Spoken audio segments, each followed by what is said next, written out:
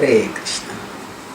Don't give the mind the power of attorney and don't let it grab it either. The power of attorney is a legal term which refers to the power of decision making is with respect to legal or financial or other such issues that is invested by the owner in some other person, maybe a lawyer or a financial agent, so that transactions can take place. And normally, the power of attorney, when invested in a particular person, gives a lot of power to that person, and that's why the power of attorney should be invested only in a trustworthy person, not in a person who is of questionable integrity. Sometimes we, in our day-to-day life, we give the power of attorney to our mind. That means that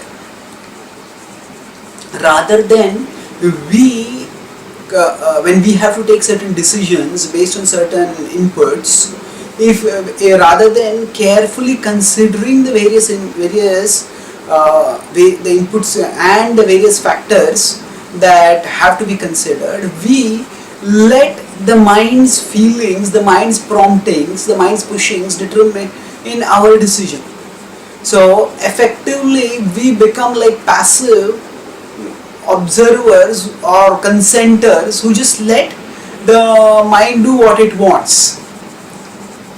Now this can be very dangerous, and Krishna warns about this to us in the Bhagavad Gita when he states that actually the mind when it is in control of us is our worst enemy. It says bandhuratma atmanastasya yenatmaivatmana jitah anatmanastu shatrutve vartetatmaiva shatruvat. So he says that when the mind is our friend, it is our best enemy. When the mind is under control, it is our best friend. But when the mind is out of control, it is our worst enemy. And that's why we need to be extremely careful not to let ourselves get carried away by our mind.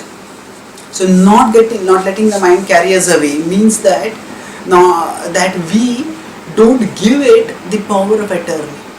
Whenever important decisions are to be made about, for example, when the mind offers us a temptation, why don't you do that? Why don't you enjoy that? If we give the power of attorney to the mind, then we let it take. Often it leads us to. It is at least at present not trustworthy, and it leads us to often to the path of self-destruction. Self-defeating course of action is what the mind makes us adopt, and that's why it's vital that we control ourselves and move onwards in our spirit, in our journey towards Krishna. That we check in our how we are living. If you want to live a path, live with integrity, moral and spiritual integrity, then we need to always be present. We can't give the power of attorney to the mind. And just like if there's a manipulating lawyer, that person may somehow delude a gullible client into signing the power of attorney and grab the power of attorney thereby, and thus make money from that person by looting the client. Make money oneself by looting the client. So like that the mind can even grab the power of attorney.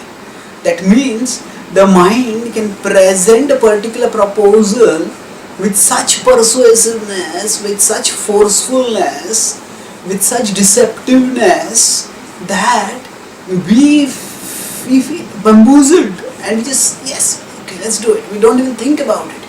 And once we go along with the action of the mind, then it's like we place ourselves in the path of a whirlwind and we just get swept away thereafter.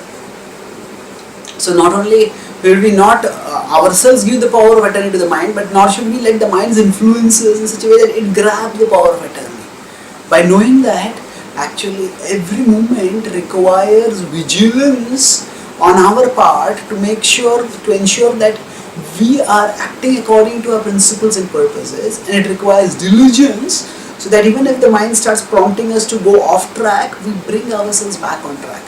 In that way, we can take care of our ethical and spiritual interests, and we can live in such a way that we grow ethically and spiritually and attain the legacy that is meant for us. We are meant to use this present life to attain eternal life, and that is the opportunity that we have if we use the treasure of our present life properly.